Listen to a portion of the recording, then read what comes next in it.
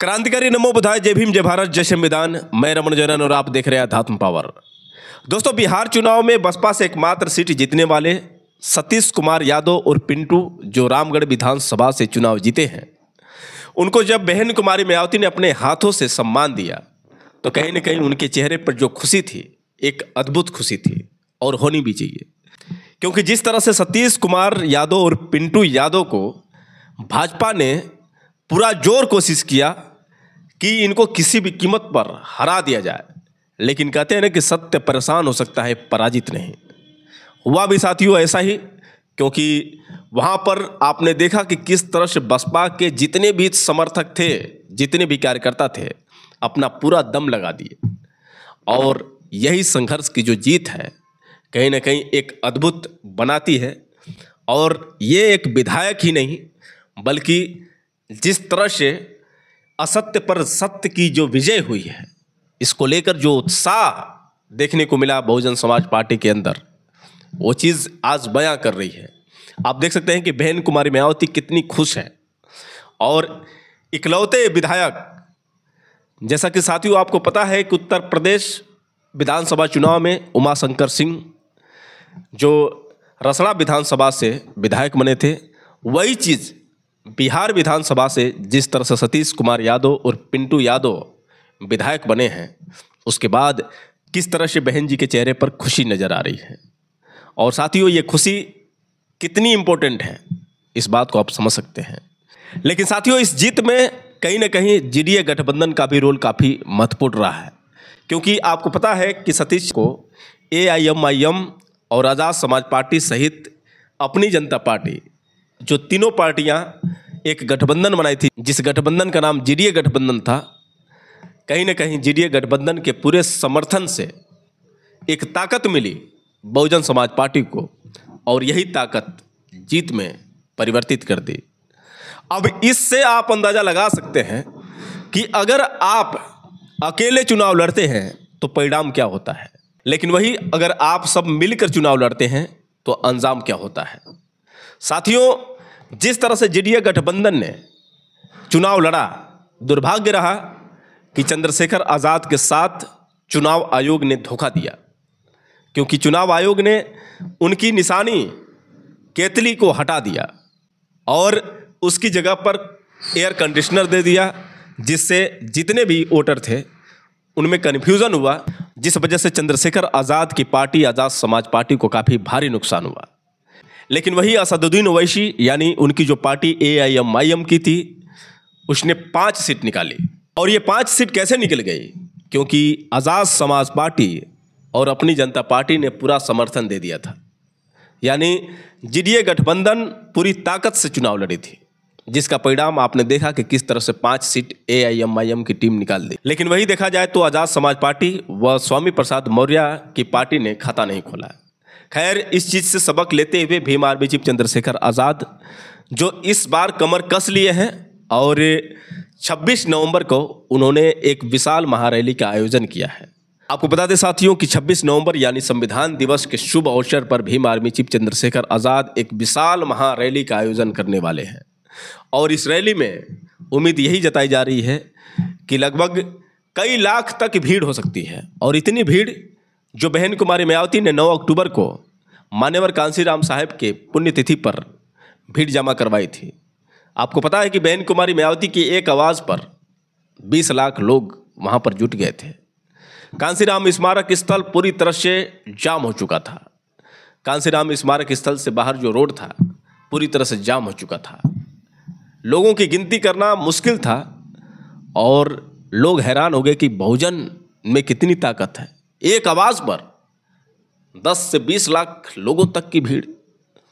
और यही जो चीज़ है फिर दोबारा नज़र आ सकती है मुजफ्फरनगर में, क्योंकि मुजफ्फरनगर में भाई चंद्रशेखर आज़ाद ने पूरे बहुजन समाज से अपील कर दिया है कि आप सभी लोग संविधान बचाने को लेकर, क्योंकि मनुवादियों की सोच क्या है साथियों, आप अच्छी तरह से जानते हैं।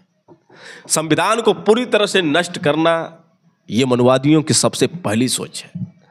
और देख रहे हैं साथियों कि एक से बढ़कर एक मनुवादी पिल्ले हैं जो बाबा साहब डॉक्टर भीमराव अंबेडकर का और भारतीय संविधान का नामो निशान मिटाना चाहते हैं। लेकिन इन चूतियों को ये नहीं पता है कि बहुजनों की कितनी बड़ी संख्या है, बहुजनों में कितनी बड़ी ताकत है। चाहे तुम लाख प्रयास कर लो लेकिन कुछ भी नहीं कर पाओगे। अनिल मिश्रा जो लगातार बाबा साहब डॉक्टर भीमराव अंबेडकर के खिलाफ एक से बढ़कर एक टिप्पणी कर रहा था, बोल रहा था कि अंबेडकर का नामो निशान मिटा देंगे, नीले कबूतरों का नामो निशान मिटा देंगे, लेकिन मिटाते मिटाते इसके नामो निशान कहीं ना मिट जाए। ये कोई बड़ी बात नहीं है, क्योंकि इसे अच्छी तरह से पता हो चुका है कि बहुजन समाज में कितनी बड़ी ताकत है। धीरेंद्र शास्त्री जो हिंदू राष्ट्र बनाने के लिए सनातन हिंदू पद यात्रा निकाले थे, 7 नवंबर से लेकर 16 नवंबर तक के बीच में यात्रा रही, लेकिन क्या मिला? किसको जुटाए? अपने ही लोगों को जुटाए, अपने अंधभक्तों को जुटाए। जितने मनुवादी विचारधारा के लोग थे, जितने सनातन धर्म को मानने वाले लोग थे, वही लोग जुड़े। बहुजन समाज बिल्कुल हट गया, साइड हो गया। लेकिन इन सबको इस बात की बिल्कुल उम्मीद नहीं थी कि जब उनकी यात्रा निकलेगी तो फिर ये चुप रहेंगे, क्योंकि ये चाहते थे कि जब हम सनातन हिंदू एकता यात्रा निकालें तो कोई बहुजन समाज के लोग आकर हमारी यात्रा को रोकने का प्रयास करें, फिर उसके बाद जंग होगी और फिर हमारी जीत होगी। लेकिन जो इनकी सोच थी वो सोच की सोच ही रह गई, और अब जो है बहुजन समाज की बारी है। खैर, धीरेंद्र शास्त्री ने जो सनातन हिंदू एकता पद यात्रा निकाले और जिस लक्ष्य को लेकर निकाले, हिंदू राष्ट्र बनाने को लेकर, इनकी जो इच्छा थी इच्छा ही रह गई, और इनका जो सपना है सपना ही रह जाएगा। इनके कहने से हिंदू राष्ट्र भारत नहीं बन जाएगा।